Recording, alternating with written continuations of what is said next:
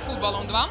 En het is eigenlijk spelenderwijs met een ouder en band bezig wezen, in beweging wezen. Even 44 minuten samen aan de gang. We beginnen ik vanaf 2 uur. De 2-jarigen hebben de 3 en de 4 of 5. En zo is ik opdeeld in de groep.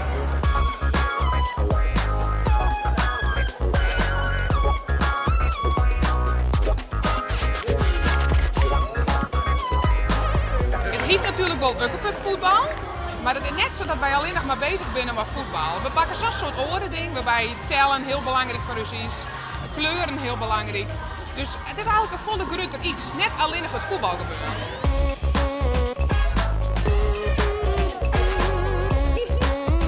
En dan gaan we proberen naar de overkant te lopen. Op onze tenen. Keurig. Keurig.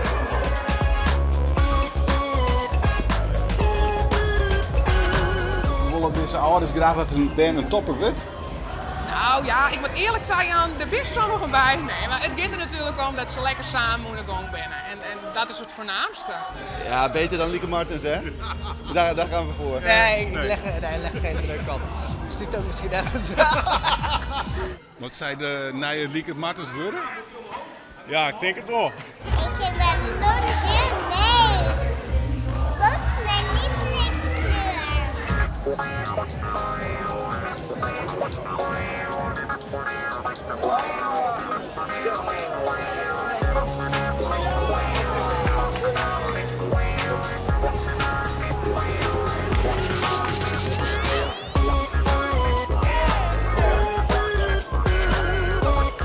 Nee hoor, nee, ze moet het vooral leuk vinden en dat doet ze volgens mij. Dus ja. Ja, vind je het leuk? Vind je het voetbal leuk? Ja, hè? Waarom dacht mij?